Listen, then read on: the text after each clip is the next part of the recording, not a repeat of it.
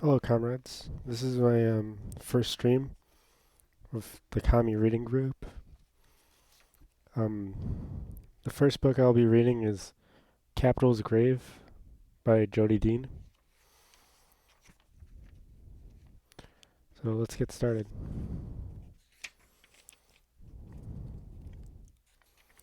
We'll start off with the acknowledgements. Much has happened since I started this project. The summer 2022 protest following the murders of George Floyd, Daniel Prude, Breonna Taylor, and too many others. The deaths of over 7 million people in the COVID-19 pandemic.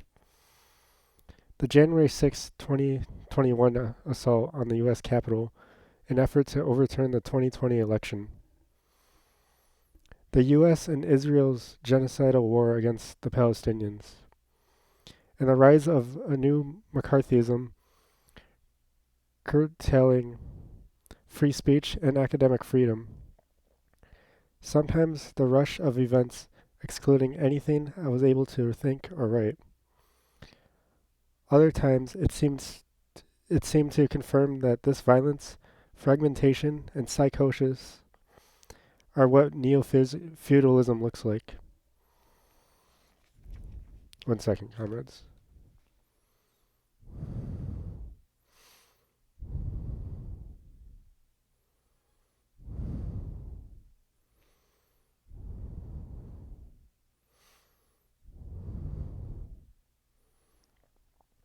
Alright, sorry about that.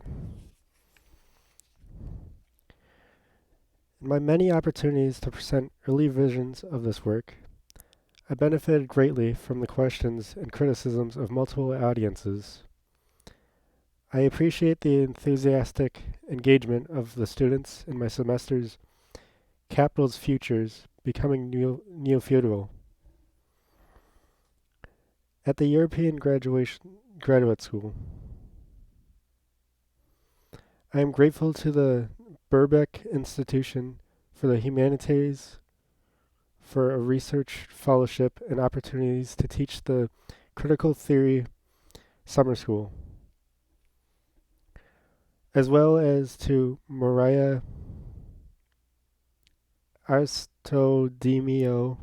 Sorry if I butcher any of these names. Elon Elena Lazodu, Esther Leslie, and Jacqueline Rose for all they did to make this possible. Thanks to Jamie van der Klaw for his invitation to an Erasmus University in Rotterdam to participate in the Articulations of Desire conference on the state and to deliver a master class in the Department of Philosophy. Without the input of Matt Crow and Sarah Whiten, this project would have never gotten off the ground. Colleagues, friends, and comrades in the Nessero's Radical Critical Theory Circle, especially my co-directors, Paul Apostolidis, Albina Asmanova, Andres Calavas, Regina Creeded, and Artemi Megon were indispensable companions over the years of project's development. Keon and Sadie Keon Dean provided invaluable sources of information, inspiration, and insight. Darko Suven was a supportive pandemic writing buddy and inspired interlocutor. Special thanks go to Jacob Powell and Kia Heron for their close critical readings on the entire manuscript.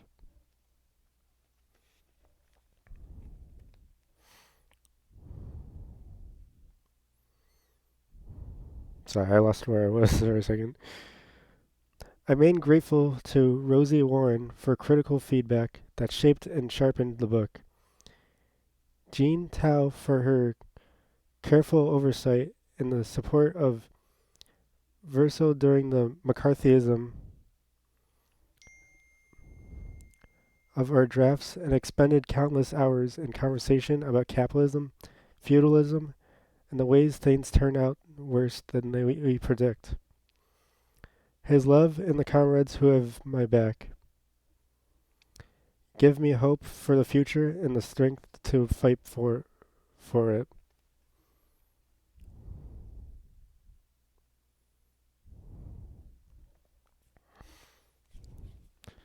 And I also should say, I'm sorry if I mispronounce any of these words. The literacy rate in America isn't great compared to other countries like China, Cuba, you know. But anyway, here's Introduction to Capital's Grave. One of the most powerful images in Karl Marx and Friedrich Engels' manifesto of the Communist Party depicts capitalism's inevitable demise. What the bourgeoisie therefore produces, above all, are its own gravediggers.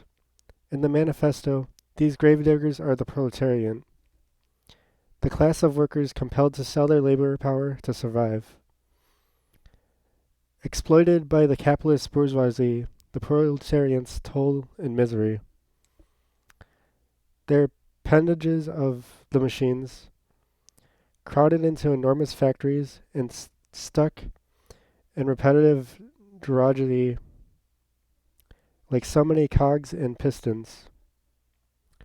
The proletarians' revolutionary victory will send this unjust system. Hello, Invisican. You're not too late. I actually just got started. How are you doing today?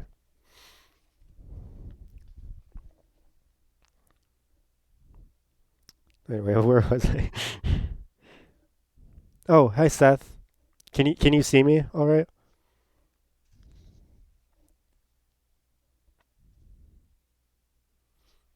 Okay, good. Just making sure. Thank you. All right, yeah, where was I? I gotta like not read the chat when I'm reading, but hello, Sir Fran 985. Hope you're doing well today. Anyway, where was I? The proletarians' revolutionary victory will send this unjust system to its grave. Emancipating themselves, workers will emancipate society. They will free production from the dictates of profit and manage it for the benefit of all. Classes will cease to exist, and communism will replace capitalism, just as capitalism replaced feudalism. Thank you for the follow, Seth. Like the long eclipse knights of the sword, the knights of industry will be irrelevant figures of a bygone era, brought down by the very class they created. The manifesto inspires workers to see their struggle as one of the world historical significance. The proletariat isn't organized simply to win shorter working days and higher wages. They are fighting to transform the entire political and economic order, to end the class division characteristic of history itself.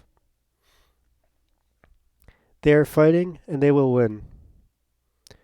The bourgeoisie may seem powerful, but they are not invincible. Capitalist industries depends on the revolutionary combination of massive numbers of wage laborers. In capitalist production, previously separated tasks and isolated workers are coordinated, concentrated, and centralized. Capital's strength is thus also its weakness. The same combined labors of which production depends can and will organize to revolt against the capitalist class.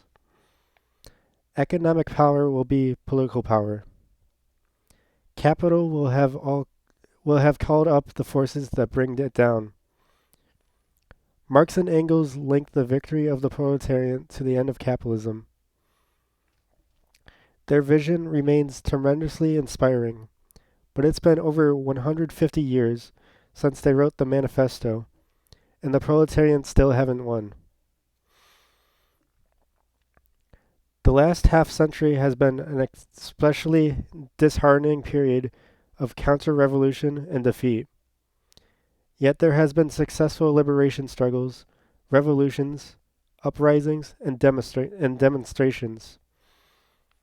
Workers resist, but no one thinks the working class is anywhere close to the triumph. The defeat of the Soviet Union and global rise of neoliberalism intensifies economic inequality and incited far-right nationalism around the world. Capital is winning. Mackenzie Wark challenges to reject this conclusion. She argues that capital is dead.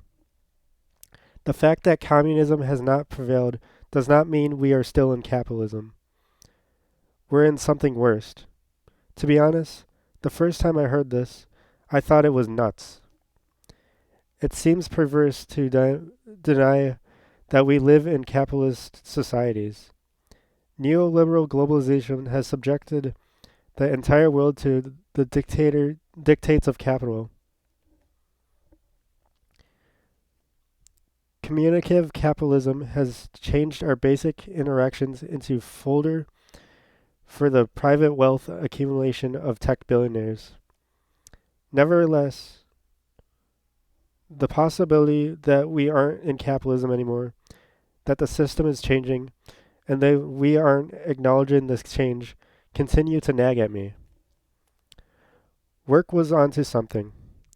Most of us recognize that history does not unfold in a straightforward progressive direction. But we still tend to assume that capitalism will continue to respond and adapt to its varying crises until we bring it down. So what if capital really is dead, and its grave doesn't look anything like communism? Works provaxin and dizzying, and calling to think again about those assumptions guiding action and critique. Once again, I'm sorry if I misread words and stuff. Thank you for the follow, Carly Flowers. I assume that's Carly. How you doing, comrade?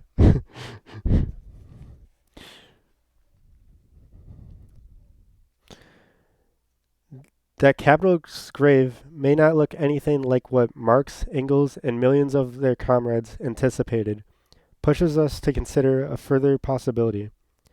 Maybe it's gravediggers. Nice. I'm guessing you haven't been on Twitch ever?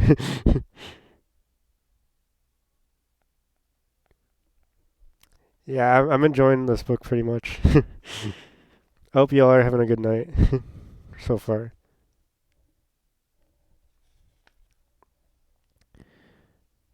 Where was I?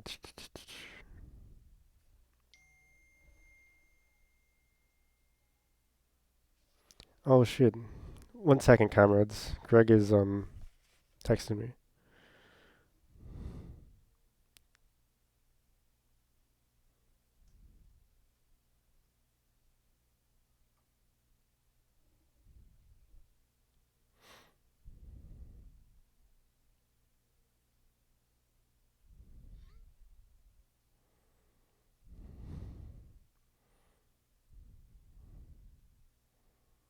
Let me get back to where I was. Alright.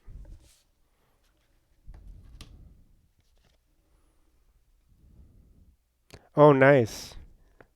Yeah, I gotta love when you don't have work tomorrow.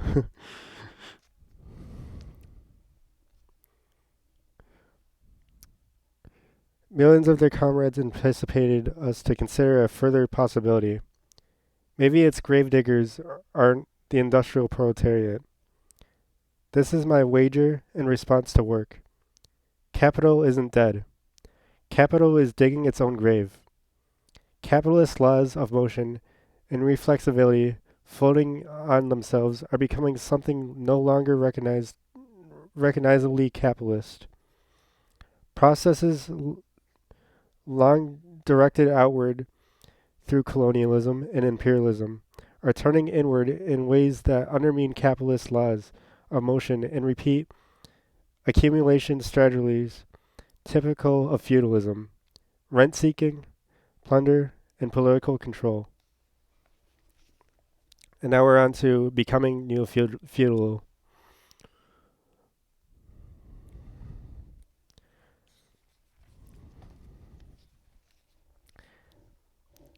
Many of us get our images of feudalism from popular culture. Monty Python and the Holy Grail, Camelot, A Knight's Tale, The Last Duel, The Name of the Rose, to use a few examples. We imagine serfs tolling in the fields, vassals taking the knee, armed knights riding around with shields, swords, and lances, and monks intoning Georgian chants in immense Gothic cathedrals. It's a European vision, seen through thick Anglo-Norman and Theotonic fantasies that screen out regional and temporal variations within Europe as well as non-European feudalisms. We need to attend these variations and recognize feudalism as a genetic, economic, and political formation categorized by fragmented private power and preda- predation. One such variation is the democratic feudalism that emerged in reaction to movements for political representation. Even before the French Revolution, conservatives realized that they need to harness popular energies towards the maintenance of order. Maintenance of order. Their device for doing so, Corey, Corey Robin explains, unfolded along two lines. The masses must either be able to locate themselves symbolically in the ruling class or be provided with real opportunities to become fox astrocrats in the family, the factory, or the field. The first line of symbolic identification with the ruling class cultivates nationalism. The second line democrat democ, democrates. I'm so sorry, comrades. I'm not the best at reading, as you can see.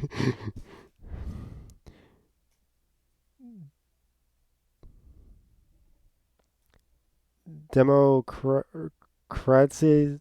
democracy, I don't know. Feudal privilege. With the home as his castle, the husband can rule over his wife.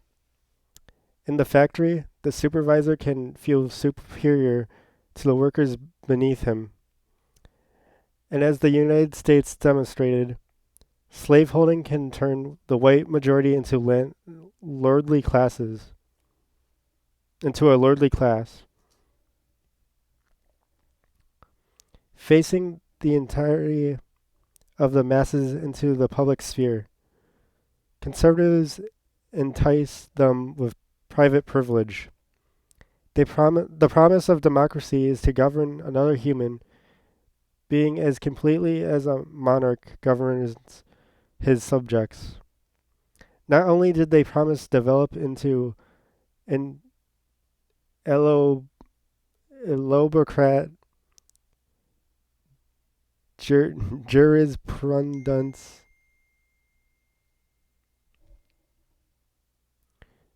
decided to forfeiting private power, but it also established the contours of the conservative narration of grievance. Any increase in the freedom of workers, women, and black people deprived the lordly class of the status and honor rightfully theirs by birth. Another variant eluding our typical view of feudalism is colonial, confining feudalism to a European past. We must forget its role in imperial conquest and exploitation, its continuity and overlap with capitalism's own development.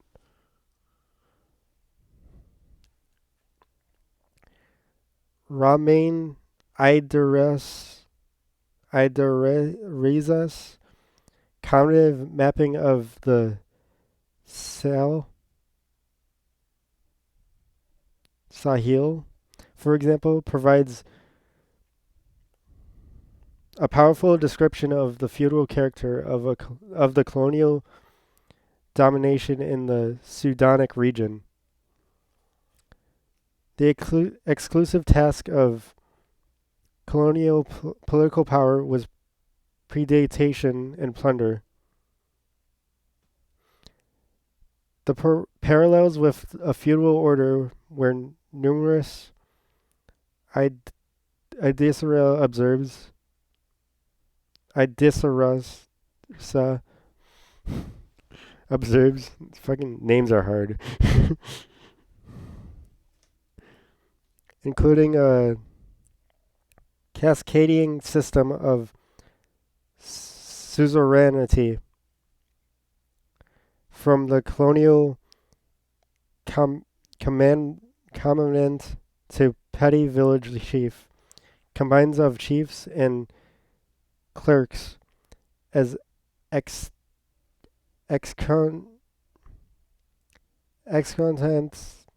of customary governance. Drut du Guaner exercises by colonial rules. Provision of security against Saharan marauders as a justification for exploitation, and medieval punishments, which in some cases inspired their targets to carnivalesque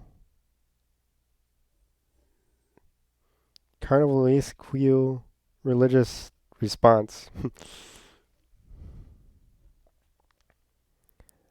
Idaris emphasizes that this feudal style abuse lives on in the political culture of the region, as does the non-government of domination. Unlike settler colonies,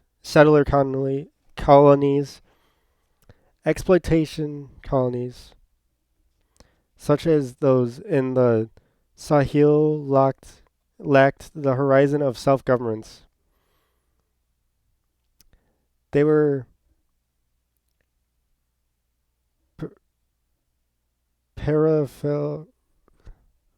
fellow hinterlands managed for afar from the benefit of the metropole. After independence, these conditions were made state formation a challenge.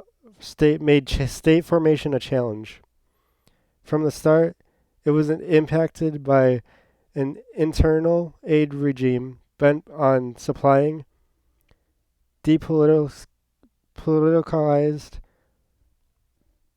palliatives to pathologies that are systematic to this. Yeah, I know, right? Welcome, Greg. Hope you're doing great. Uh, as I said before, like the literacy rate in America sucks. That's why I'm struggling here, you know.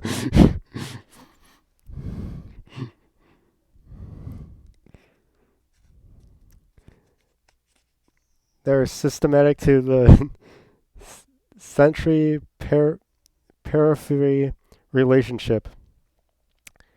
Even after the destruction wrought by the debt crisis in the 1980s and the neoliberalism in the 1990s,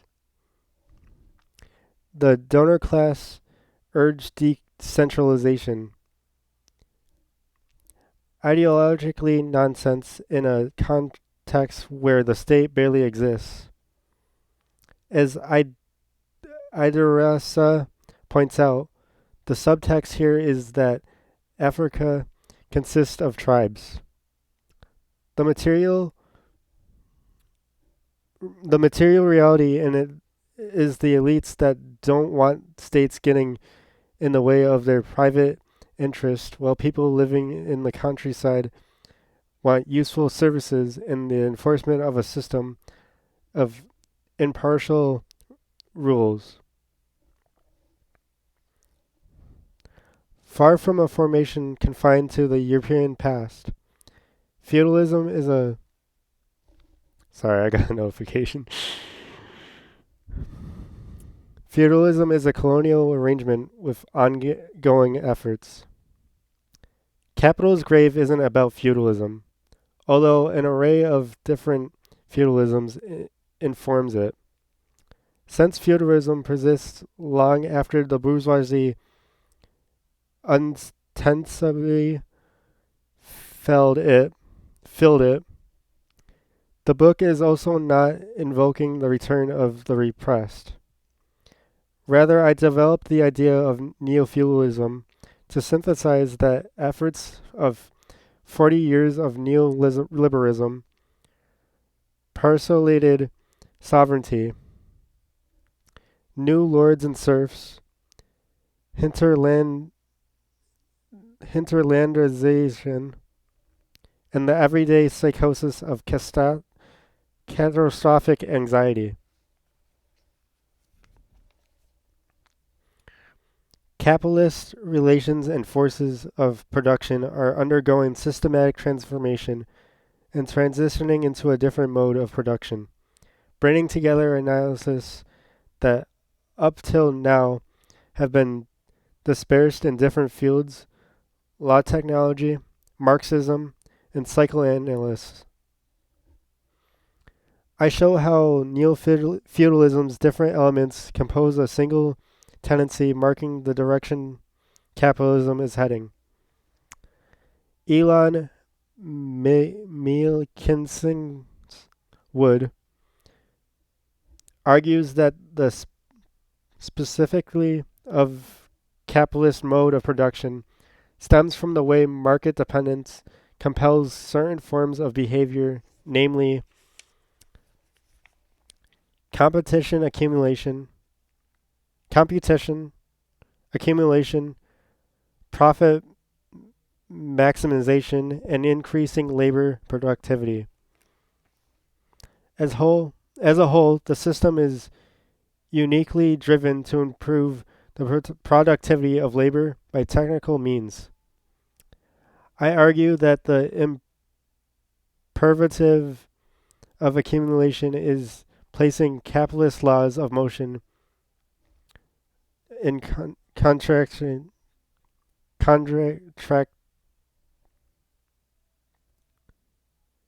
in contradiction with themselves, reshaping society and politics in the process. We are in a period of transition where profit, improvement, and competitive advantage no longer dictates accumulation strategies. Instead, rents, destruction, and hoarding, combined with extra economic correlation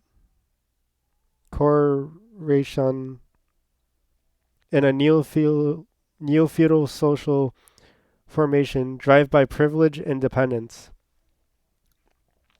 Two sets of law are operating as capitalist laws compel non-capitalist behavior. Cedric Durand and Yanis Varoufakis After powerful arguments for why the system in which we find ourselves is best understood as techno-feudal, they bring theoretical rigor to metaphors technically writers have used for well over a decade to describe the impact of networked digital communication.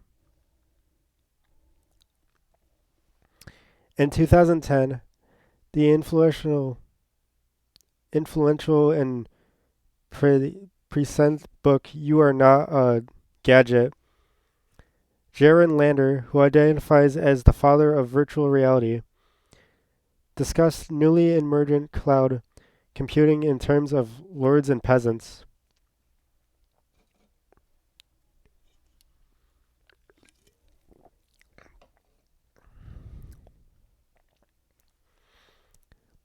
The lords own control and platforms and data. The lords own and control platforms and data. The peasants are the rest of us who have become dependent on these platforms. We may own our instruments of labor, laptops, phones, cars, but someone else, the platform lord, provides the means through which we gain access to the market, charging a fee and collecting data about our transactions. Increasingly, we don't own these items. We finance or lease them, paying not for the item but for its use. Writing just a few years after Lanier, Bruce Schneier, a network security expert, concluded a list of nefarious dealings by Facebook, Google, Apple, Microsoft, Twitter, and LinkedIn by pointing to the shift of power to it.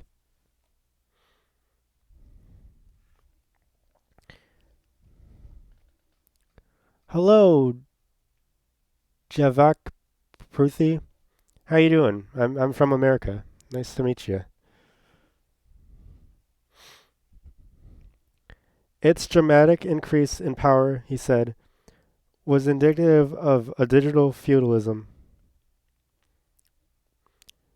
Schreiner warned, if you've started to think of yourself as hapless peasants in the Game of Thrones power struggle, you're more right than you realize. These are not traditional companies, and we are not traditional customers. These are feudal lords, and we are their vassals, peasants and serfs.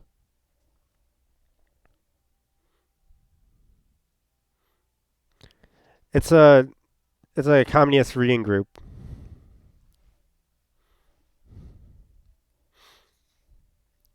The massive amounts of data, computing power necessary for artificial intelligence are said to be stored in the cloud.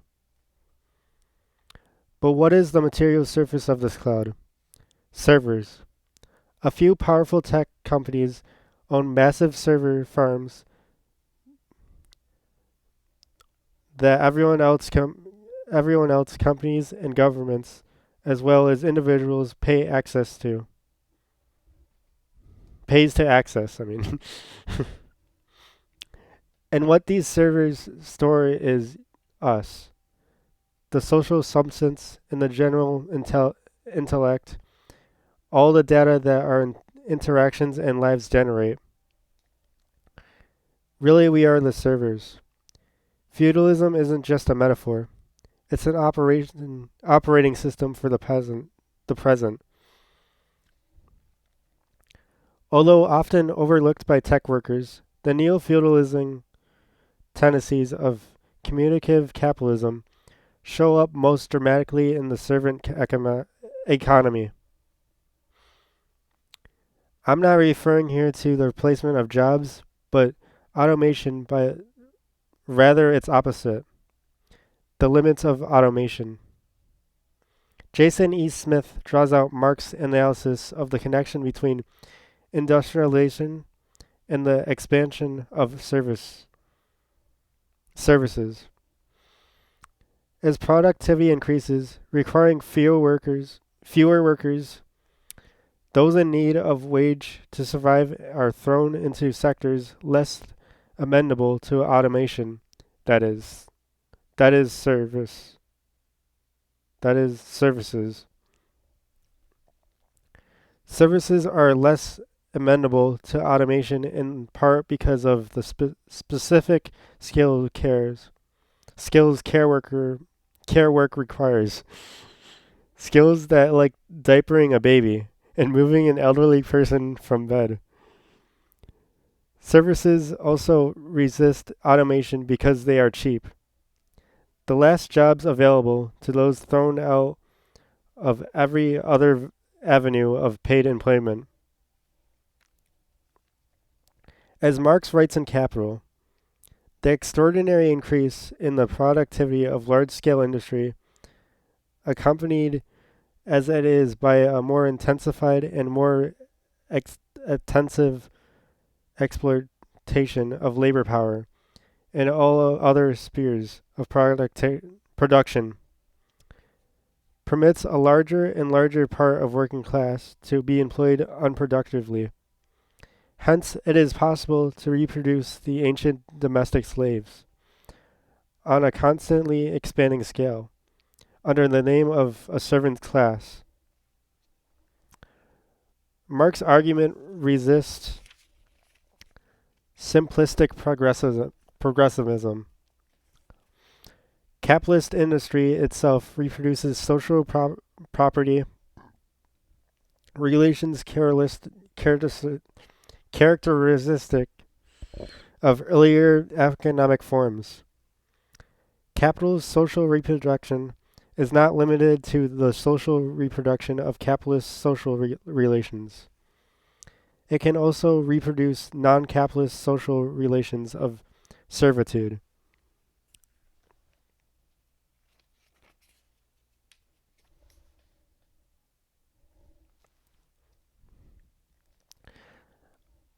A, a mighty service sector has arisen over the last decades. The majority of workers in the advanced economies have moved from being producers to being servants. Employed in services and retail, they assist and help. In the words of economist David Alter,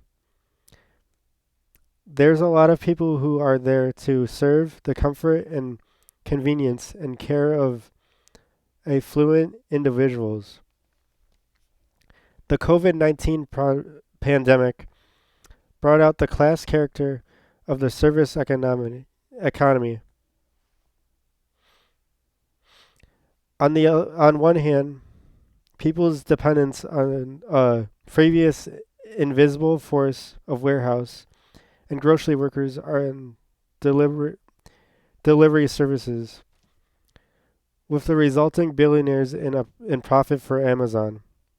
And on the other hand, the dependence of service sector workers in bars, restaurants, hotels, tourism, personal grooming, and entertainment on the consumption patterns of the rich. When the rich stopped buying, when they retreated into their private dominicals, millions lost their livelihoods. And when the rich reemerged from their mansions and penthouses, they gathered a celebrated unmasked, while the servants remained masked and faceless. Most jobs and services count for the largest areas of expected job growth. This is true all over the world. In high-income countries, 70 to 80% of employment is in services. World Bank statistics from 2023 show that 54.6% of GDP in China comes from services. 49.8% of GDP in India, more than the more than that from agriculture and industry combined, and 56.88% of GDP in Russia. Most workers in Iran, Nigeria, Turkey, the Philippines, Mexico, Brazil, and South Africa are also in services. In every region, with the expectation of the Arab world, where industries continue to account for a larger scale. Services contribute the most to GDP, 58.28% in East Asia, sorry, in the Pacific, 65.33% in Latin America and the Caribbean, and 44.41% in sub-Saharan Africa. Services dominated the informal as well as the formal economy. Across what David Oakes and Henry Williams call the poor world, large percentages of workers toil in informal low-scaled service work. The unlicensed taxi drivers, roadside fruit peddlers, freelance porters, squeaky men and women, biddy rollers, beggars, rag pickers, clothing resellers, small-time scammers, and thieves, bazaar porters, and general-purpose unskilled jobbers who consist the majority of the populations of cities everywhere from Kabul to Kabinda to Managio. An effect of simultaneous processes of de-agralization and deindustrialization. The production of any enormous surplus labor forces enables middle-class households to employ multiple servants, and insurgent militias to sweep up restless food soldiers. Lacking access to means of substances, many of the people push into uncertain and informal services,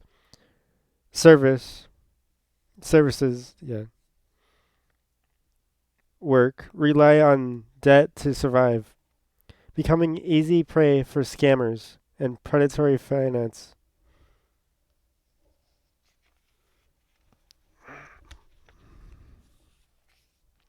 Today, Marx, Mr. Moneybags, isn't a factory owner.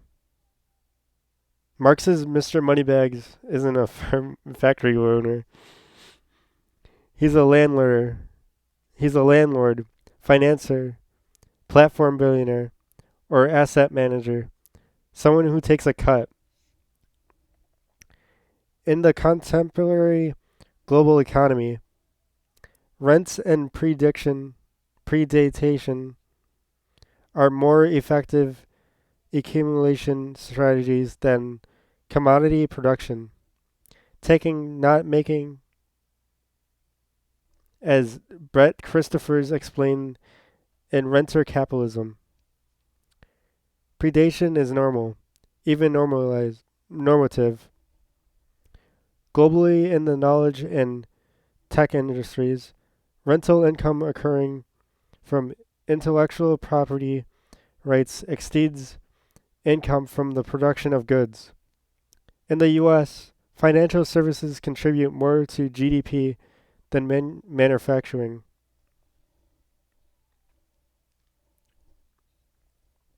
Increasingly, capital isn't invested in production. It's hoarded, given out to shareholders, or redistributed as rents to ever more powerful monopoly platforms. Understanding that economy of rent and services as neo-feudalism helps make sense of the present. It let us it lets us recognize seemingly desperate economic and social phenomena as interrelated elements of a single tendency that expands beyond the realm of high technology. Legal theorists and documentation this tendency as a private privatization of jurisprudence.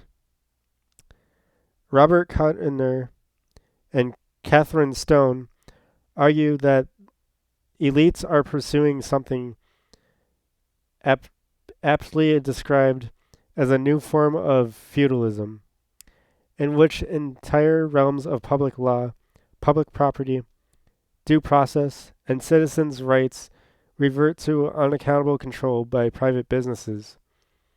Kuttner and Stone's emphasis on the role of private law in erasing hard-won legal rights and protections resonates with Katharina Pister's argument in the Code of Capital. Pister describes capitalism as dependent on a feudal legal calculus. The legal code of capitalism does not follow the rules of competition. Instead, it operates according to the logic of power and privilege. Privatized arbitration agreements, platform labor, social reproduction crisis, and widespread feelings of pervasive, inescapable catastrophe might seem disconnected, but together they point to the result of 40 years of neoliberalism. A neo-feudal order with new lords and sectors of servants. Italian theorists in the 1960s used the term social factory to describe the relationship between capital and labor in the post-war era. Today, we inhabit a social manner. Society isn't oriented towards the production of workers and commodities. It's now an order of personalized service, privilege, hierarchy,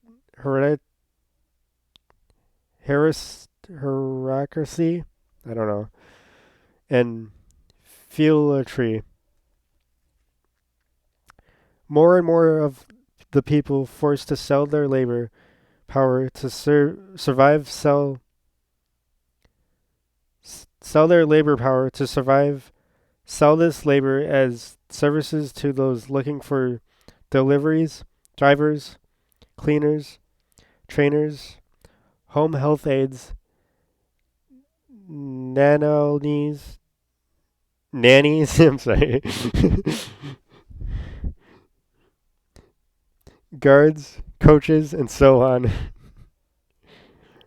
The buying and selling of services are enabled by new intermediaries. Technology platforms whose owners insert themselves between service offerers, and seekers, being sure to exact a fee along with the data and metadata that accompany the transaction. Our basic interactions are not our own. With advances in production seemingly at a dead end, capital is removed from circulation and transformed into assets that, however arcane, might somehow function as a store of value in an increasingly irrational and uncertain context. The privileged rely on services of lawyers, consultants, and financial advisors to secure their hoards of value. The rest of us are supposed to stay in our place and focus on our survival. Hoping for more is naive.